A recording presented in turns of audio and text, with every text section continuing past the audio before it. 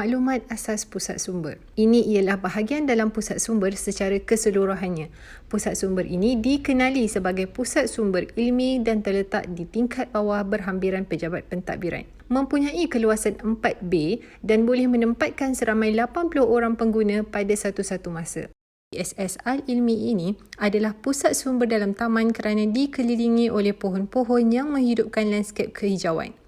Dan di sekitar taman ini, terdapat pondok-pondok ilmu yang dibina untuk pelajar meluangkan masa melakukan pelbagai aktiviti. Pusat sumber juga telah membina sebuah astaka perdana dengan kerjasama badan koperasi. Astaka ini digunakan untuk aktiviti luar pusat sumber, misalnya aktiviti minggu pusat sumber. Penggunaan pusat sumber. Pusat sumber ini dibuka setiap hari bermula 8 pagi hingga 5 petang. Pengguna perlu mengimbas kod kehadiran dan tujuan penggunaan untuk perekodan sebelum memasuki pusat sumber. Pengurusan perkhidmatan kaunter di pusat sumber Al-Ilmi dibantu oleh seorang kaki tangan kolej. Terdapat seramai 7 orang ahli jawatan kuasa kerja yang terlibat secara langsung dalam pengurusan pusat sumber ini. Pusat sumber ini juga mempunyai 10 orang pelajar yang membantu tugasan-tugasan tertentu. Pelajar ini dipilih daripada setiap program dan dikenali sebagai rakan PSS.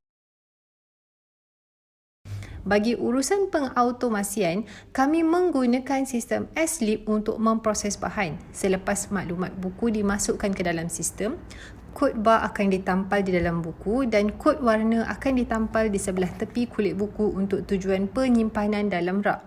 Senarai buku dan bahan bukan buku yang ada di dalam sistem S-Leap dicetak dan difailkan bagi tujuan penyimpanan manual sekiranya berlaku perkara yang tidak diingini. Ini adalah rak utama yang menempatkan buku rujukan, program-program yang terdapat di Kolej Vocational Klang. Buku-buku disusun mengikut program yang ditawarkan. Untuk buku-buku yang bilangan kurang atau mahal, pelajar tidak dibenarkan membawa keluar buku ini tetapi dibenarkan untuk membuat fotokopi.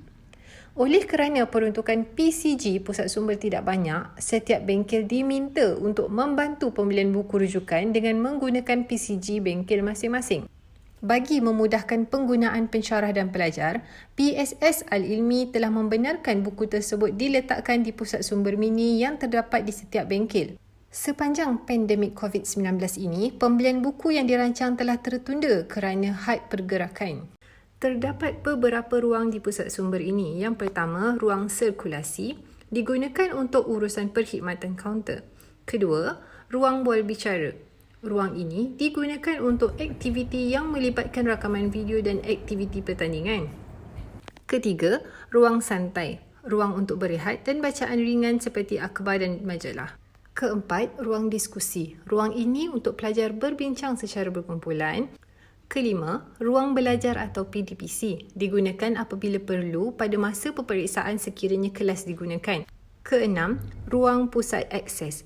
Kawasan ini digunakan untuk pelajar mengakses internet, mencetak bahan dan mencari rujukan e-book. Keseluruhan kawasan di dalam pusat sumber ini mempunyai capaian internet yang laju. Oleh itu, ruang ini juga digunakan oleh pensyarah untuk membuat pengajaran secara maya.